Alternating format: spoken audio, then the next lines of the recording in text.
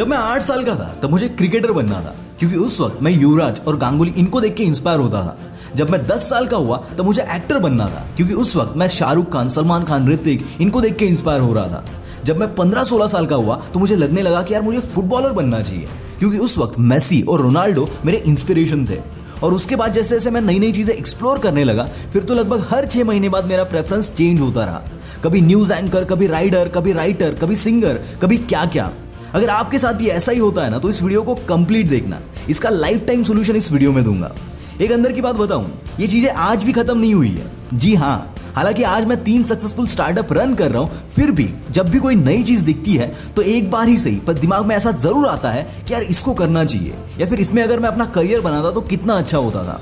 आज भी जब क्रिकेट देखता हूं तो लगता है कि यार क्रिकेटर बनना चाहिए, फुटबॉल देखता हूं तो फुटबॉलर बनने का मन होता है, कोई मूवी देखता हूं तो एक्टर बनने का मन होता है। एंड आई कैन गारंटी ये सब आपके साथ भी होता है।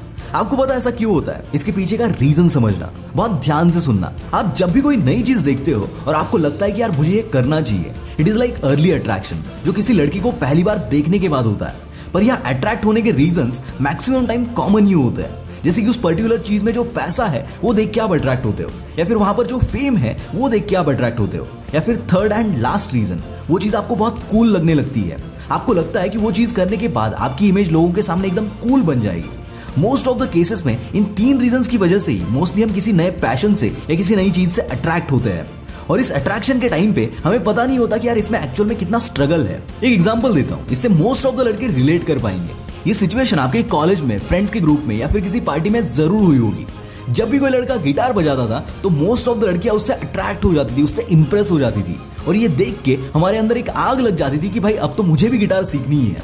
पर जब एक्चुअल में उसे सीखने जाते थे तो मोस्ट ऑफ द टाइम पहले दिन ही गिव अप मार देते थे, क्योंकि यहाँ गिटार आप खुद के लिए नहीं सीख रहे थे। इसीलिए भी नहीं सीख रहे थे क्योंकि आपको ये सीखना पसंद है।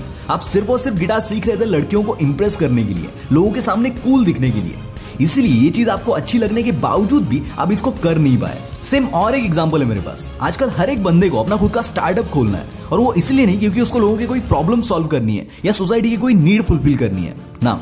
90% लोगों के इसके पीछे सिर्फ 2 रीजंस होते हैं। एक तो उनको स्टार्टअप से बहुत सारा पैसा कमाना होता है, रातों रात अमीर बनना होता है, और दूसरा लोगों के सामने कूल दिखना होता है। दोस्तों, अगर आप किसी और के सक्सेस को देखकर खुद का पैशन ढूंढने की कोशिश कर रहे हो ना, तो याद रखना जिंदगी बीत जाएगी पर आपको आपका पैशन नहीं मिलेगा। और हर 2-4 महीने में आपके सामने एक ऐसी चीज आएगी जिसको देख के आपको लगेगा कि यार यही मेरा पैशन है, और मैं अब तक जो भी कर रहा था वो बुलशिट था, वगैरह वगैरह।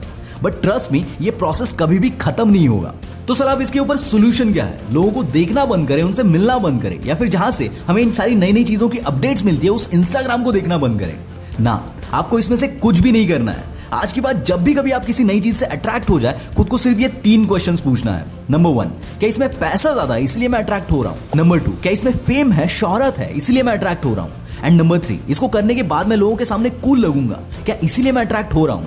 इन 3 क्वेश्चन का आंसर अगर नो है तो बॉस वहां पर ट्राई देना बनता है। पर अगर इन क्वेश्चन का आंसर यस भी है और आपके पास उसको करने की कोई स्ट्रांग वजह है, तो भी यहां पर ट्राई देना बनता है। क्योंकि दोस्तों, अगर आप सिर्फ इन 3 चीजों से अट्रैक्ट होकर अपना करियर, अपना पैशन चूज करोगे ना, तो एट द एंड आपके हाथ में कभी कुछ नहीं आएगा।